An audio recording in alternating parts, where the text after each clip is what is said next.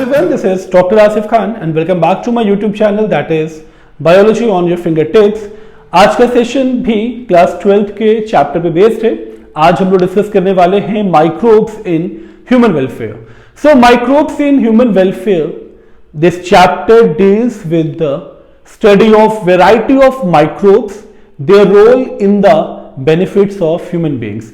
सो time waste ना करते हुए स्ट्रेट फॉरवर्ड हम लोग माइक्रोब्स को अब कवर करेंगे अकॉर्डिंग टू कैटेगरीज। कैटेगरीज का मतलब जहां जहां इनका रोल इंपॉर्टेंट है for the formation of product और for the various other purposes, उन सब कैटेगरीज को हम लोग स्टेप बाय स्टेप कवर करने वाले हैं। लाइक फर्स्ट कैटेगरी जो हम लोग कवर करने जा रहे हैं that is microbes in industrial product.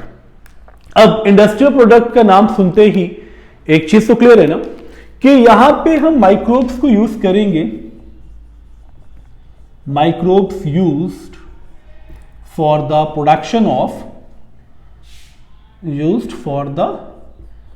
Production of various compound और various product. Okay, various product लिखते हैं, ज्यादा इजी रहेगा। For the production of various products that are beneficial to human beings। Okay, अब इस पे इंडस्ट्रियल प्रोडक्ट का name mention है और इसमें हम लोग इंडस्ट्रियल प्रोडक्ट को डिस्कस करने वाले हैं। तो यहां पे एक चीज तो क्लियर है, सॉरी ये बेनिफिशियल फॉर ह्यूमन बीइंग्स था, तो यहां एक चीज तो क्लियर है ना कि ये वो प्रोडक्ट्स हैं जहां पे हम माइक्रोब को यूज करने वाले हैं for the commercial purpose. Okay, तो यहां पे माइक्रोब्स को हम यूज करेंगे, microbes use for commercial purpose.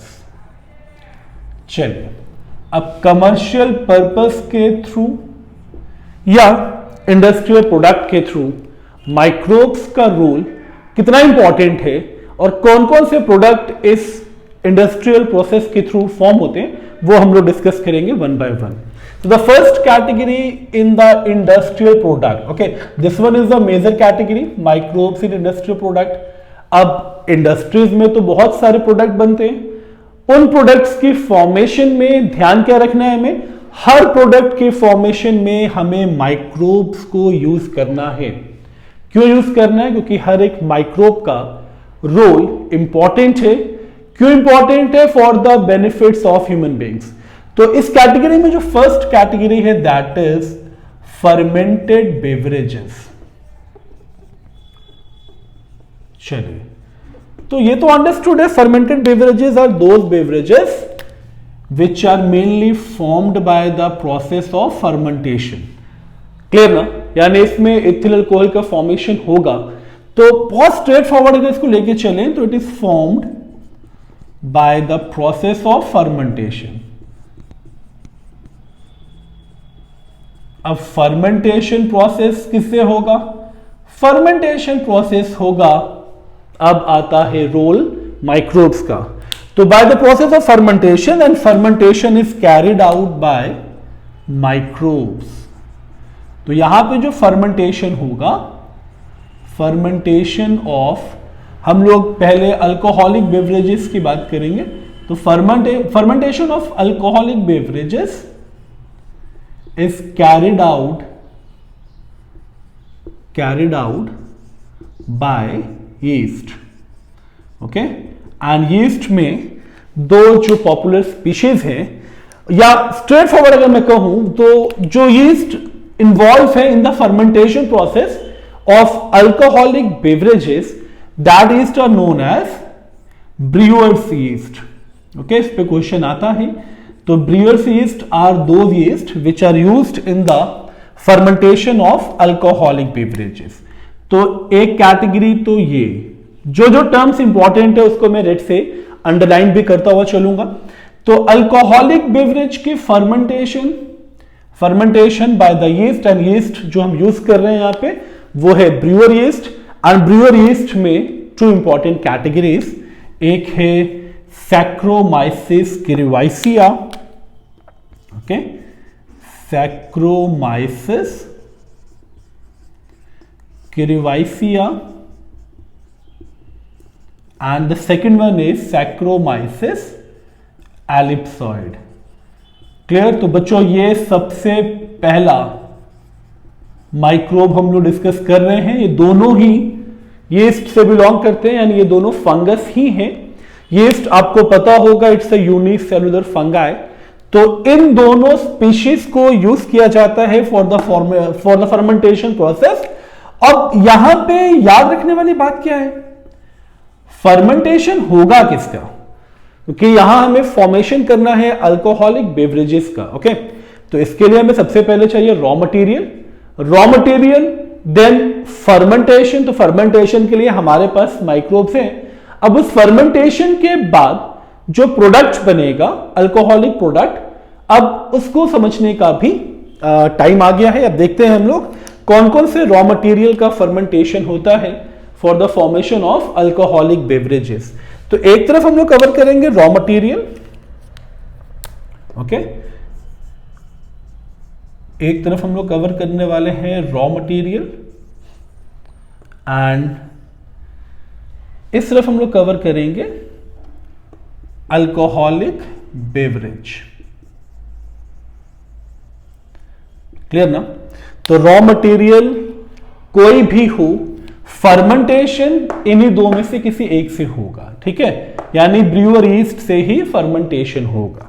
तो जो नंबर ऑफ अल्कोहलिक बेवरेजेस हैं ये डिपेंड करता है upon the raw material. Okay, तो depending upon the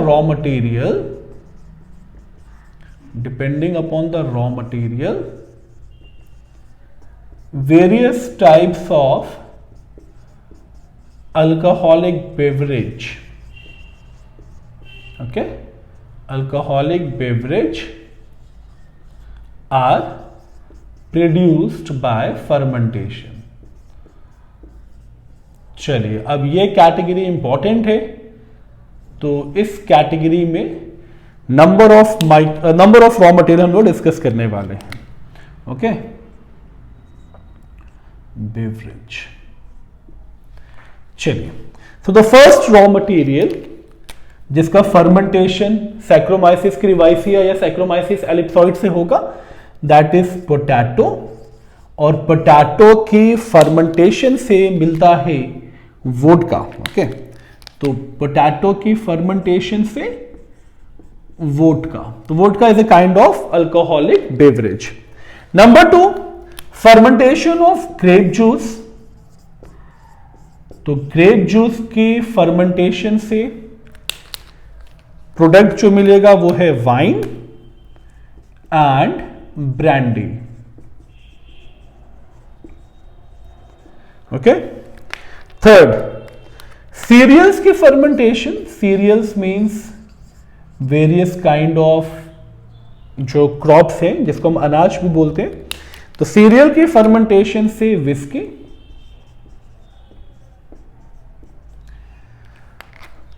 then barley malt. Okay, barley malt की फर्मेंटेशन से beer, barley malt, and its fermentation produces beer. Rye malt, okay, rye malt, and इसकी fermentation से हमें मिलता है जिन। क्लियर ना? तो these are the various kind of alcoholic beverage. अब इसमें भी एक पॉइंट इंपॉर्टेंट है। इंपॉर्टेंट क्या है कि जो beer and brandy, okay, sorry, beer and wine, they are produced by distillation process। okay, I hope distillation process आपने पढ़ा है। अगर नहीं पढ़ा है तो distillation means conversion of liquid into vapor। तो conversion of liquid into vapors। इसीलिए आपको बियर की बॉटल में एंड वाइन में जब आप इसे पॉर करते हो ग्लास में तो बबल्स दिखते हैं। वो बबल्स क्यों दिखते हैं? बिकॉज लिक्विड वेपर्स में कन्वर्ट होता है by the process of distillation. Clear ना? So fermented beverages is the first product formed by the industrial product with the help of microbes. तो माइक्रोब का पहला रोल तो क्लियर। अब हम लोग डिस्कस करेंगे माइक्रोब्स के सेकेंड रोल को, again in industrial product category, that is antibiotics. अब एंटीबायोटिक्स के लिए भी माइक्रोब्स का यूज कितना इंपॉर्टेंट है वो हम लोग डिस्कस करने वाले हैं। ओके, तो चलिए the second category. First category तो हम डिस्कस कर चुके हैं, सेकेंड कैटेगरी है हमारा antibiotics. So the meaning of antibiotics, anti मतलब होता है अगेंस्ट, बायोटिक मतलब लिविंग, तो antibiotics means against the life of, against the life of microbes. Okay, तो एंटी का मतलब हो गया against and biotic means life, तो against the life of microbes. Clear? अब जो फर्स्ट एंटीबायोटिक बना था, the first antibiotic to be form, to be discovered, first antibiotic to be formed was penicillin. तो ये सबसे पहला एंटीबायोटिक था penicillin, and it was discovered by Alexander Fleming. It was discovered by Alexander Fleming. Alexander Fleming discovered antibiotics. But the term antibiotic was coined by,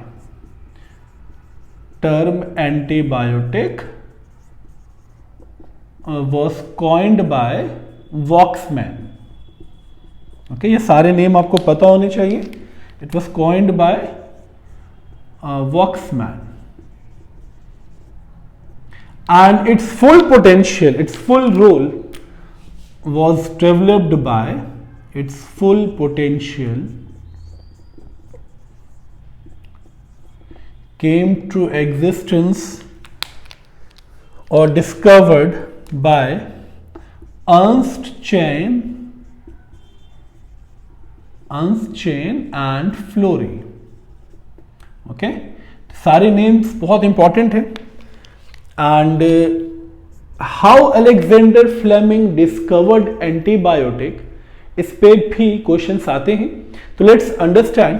तो Alexander Fleming noticed some mold on the unwashed culture. Okay, unwashed culture means the instruments or the culture media which are mainly applied for the production of microbes. तो Fleming was working on Staphylococcus bacteria.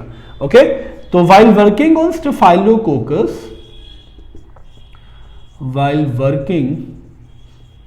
on Staphylococcus, bacteria, इस पे work कर रहे थे Alexander Fleming.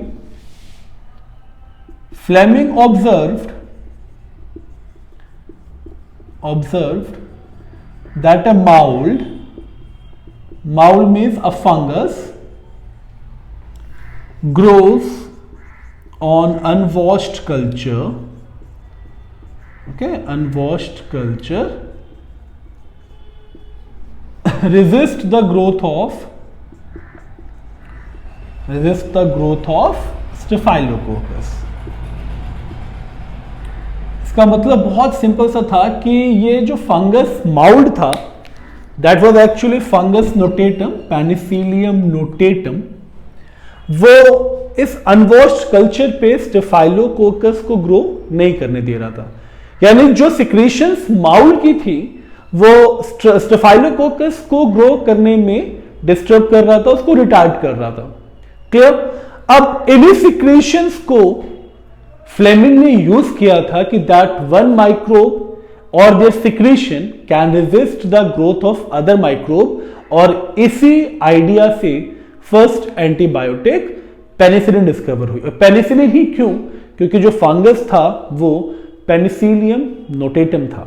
Clear ना? तो it resist the growth of staphylococcus. So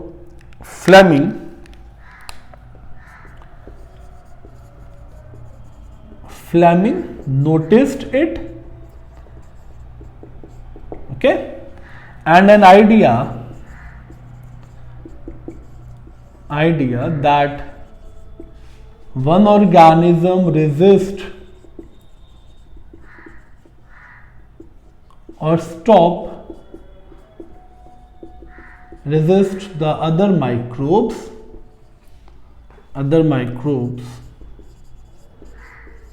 okay. The Fleming noticed it and an idea came to his mind,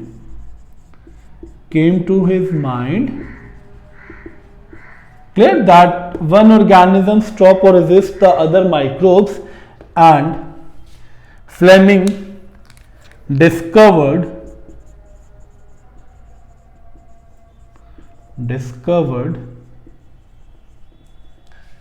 antibiotic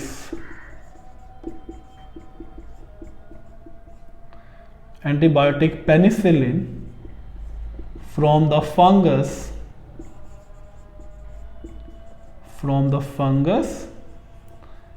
Penicillium notatum.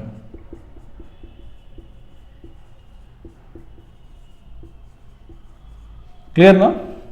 So this is also a very important product which are beneficial to human beings and is produced by industrial method with the help of microbes.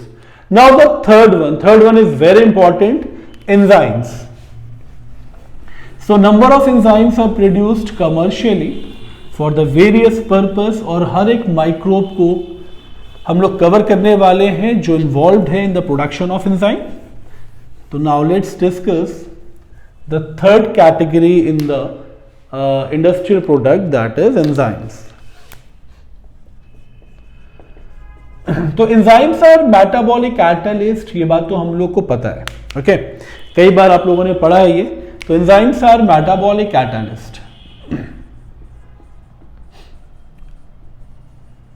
So number of enzymes are produced commercially. Number of enzymes produced commercially. Clear? चलिए अब number of enzymes हम लोग discuss करने वाले हैं and it is one of the most important part from the chapter microbes in human welfare. So the first enzyme is lipase,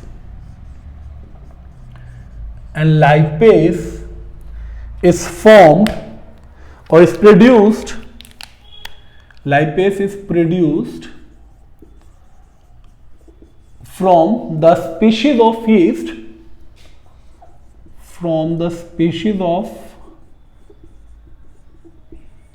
yeast, and the species are Geotrichum candidum.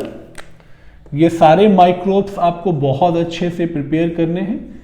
Geotrichum candidum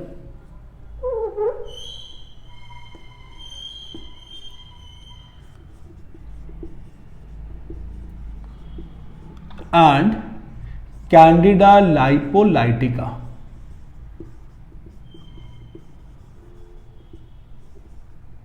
okay, तो इन दोनों microbes को use करते हैं for the production of lipase through the industrial method.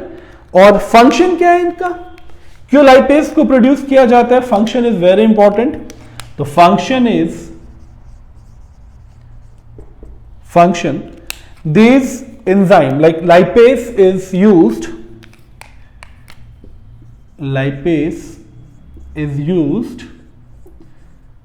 in detergent formulation. Okay, detergent formulation में इसको use करते हैं, मतलब डिटर्जेंट की फॉर्मेशन में इसको यूज करते हैं. एंड क्यों यूज करते हैं? For the removal of oily stain from the clothes. Okay, जो तेल के या घी के जो दाग पड़ जाते हैं कपड़ों पे खाना खाते हुए, तो उन ऑयली स्टेन्स को रिमूव करने के लिए लाइपेज का डिटर्जेंट में होना मस्ट है, बिकॉज लाइपेज लिपिड को डाइजेस्ट करता है, तो फैट को डाइजेस्ट करने से स्टेन भी रिमूव होगा। तो for the removal of oily stain, ये हुआ हमारा first enzyme. The second one is very important, that is protease. Protease के बहुत सारे रोल हैं। तो protease is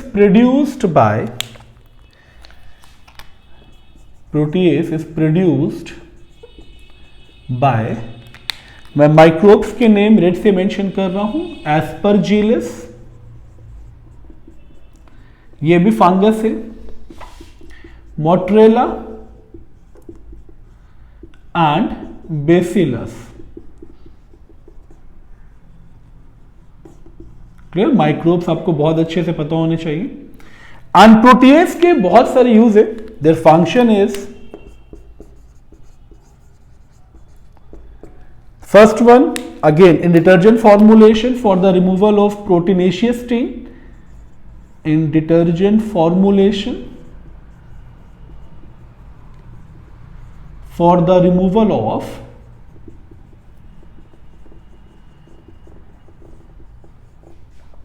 proteinaceous stain,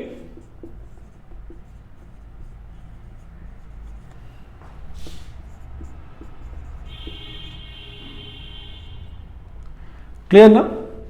Number 2, for the clearing of wine, beer, okay, तो clearing of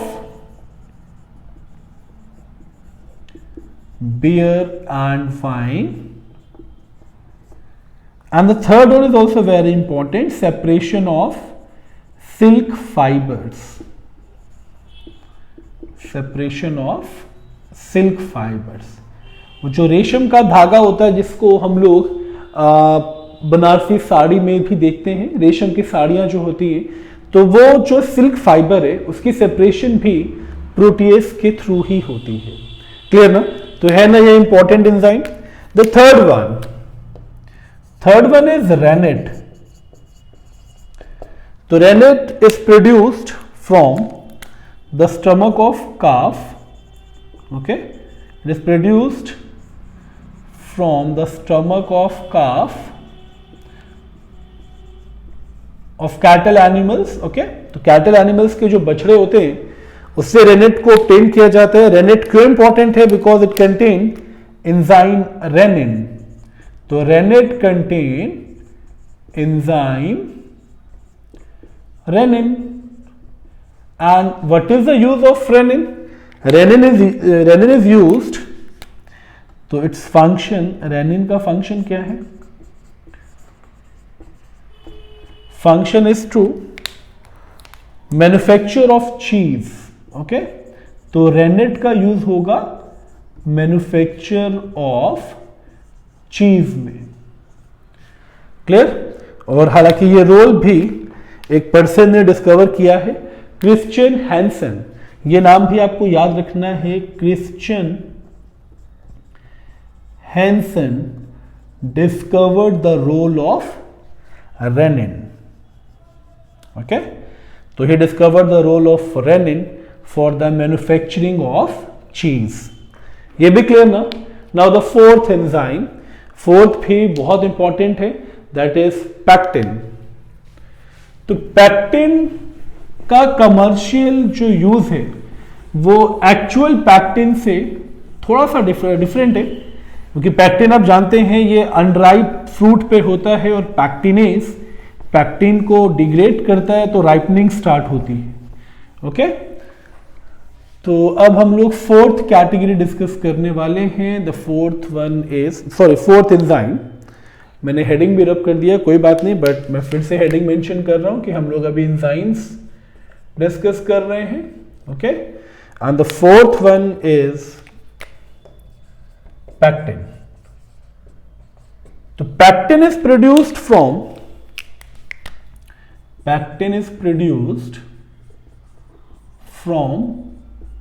बहुत इंपॉर्टेंट माइक्रोब है ये, इट्स बाइसोक्लैमस फुल्वा। बाइसोक्लैमस फुलवा। क्लियर? थोड़ा टिपिकल है but it is very important in microbe, Byssochlamys fulva. And pectin is used for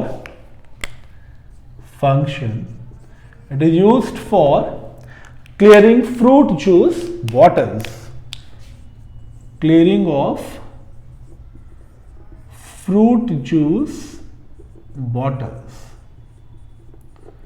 अब fruit juice bottles की clearing भी clear by the use of pectin.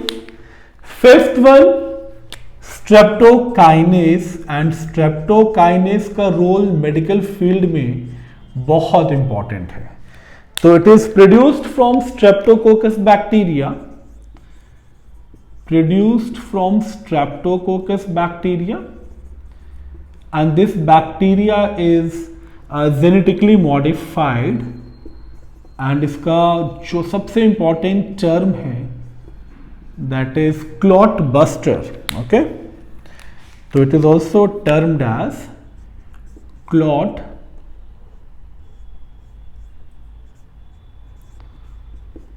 buster, क्योंकि ये इंट्रोड्यूस्ड किया जाता है in the vessels of those patient जिन्हें myocardial infection होता है या जिनकी वेसल्स में कोलेस्ट्रॉल का डिपोजिशन होता है। क्लियर ना? तो वहां पे ये क्लॉट को बर्स्ट करता है। तो introduced into the vessels of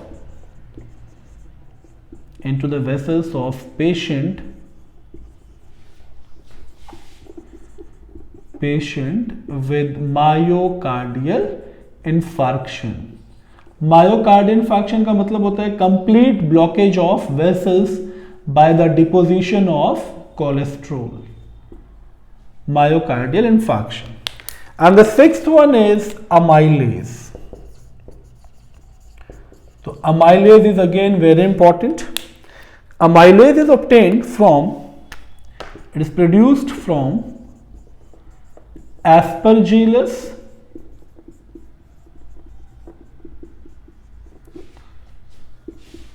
mozzarella, no sorry not mozzarella, इसमें Aspergillus rhizopus and Bacillus। तो these three microbes are involved in the production of amylase। And the role of amylase or the function of amylase is very important। The first one, conversion of cornstarch into corn syrup। Conversion of cornstarch into corn syrup। Okay। Number two, softening and sweetening of bread। Softening and sweetening of bread and conversion of starch,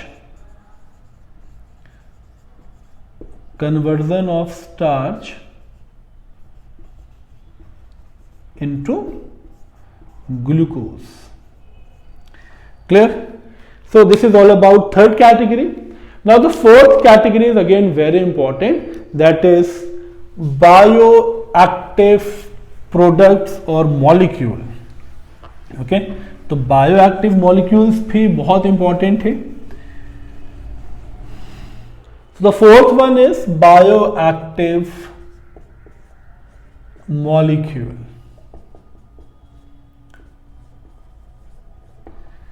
So in this category, the first one is cyclosporin A।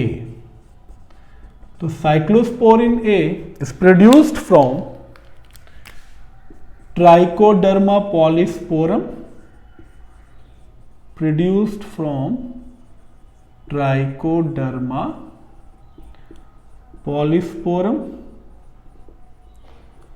Clear ना? और इस cyclosporin ए का जो microbe है,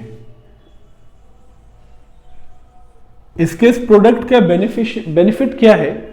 cyclosporin A is an इम्यूनोसुप्रेसिव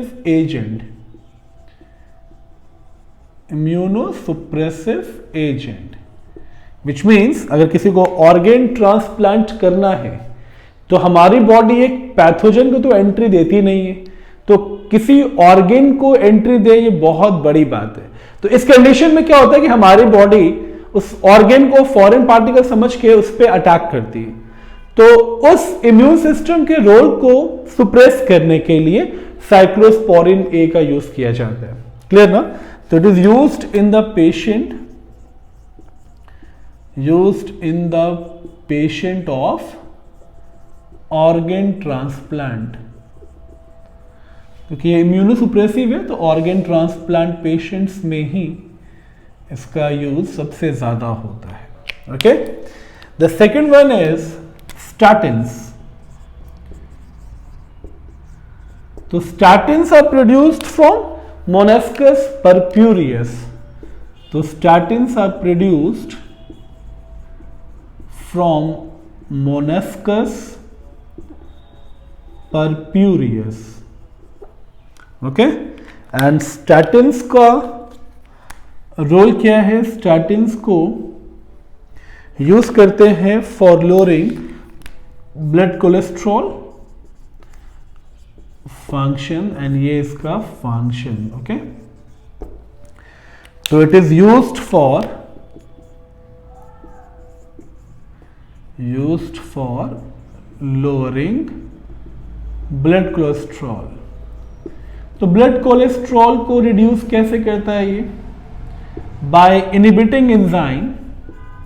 ये उस enzyme को ही inhibit करेगा जो कोलेस्ट्रॉल का प्रोडक्शन करता है, by inhibiting the enzyme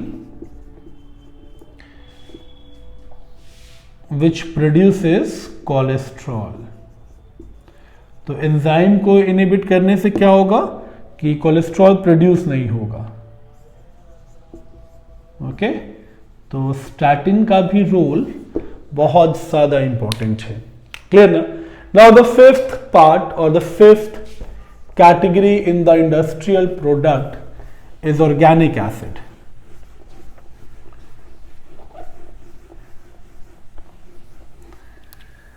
So organic acids में बहुत सारे माइक्रोब्स को हम लोग यूज करते हैं for the formation of organic acids. Like the first one is acetic acid, and acetic acid is produced from Acetobacter aceti. It is produced from Acetobacter aceti.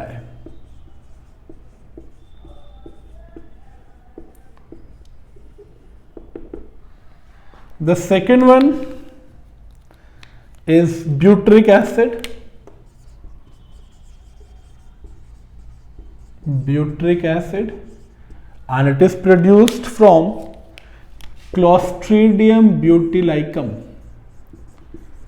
Produced from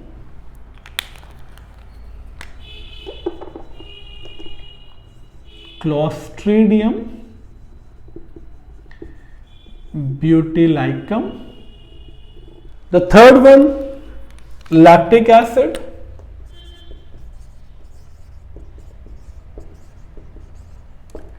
Lactic acid is produced from Lactobacillus bulgaricus. Lactobacillus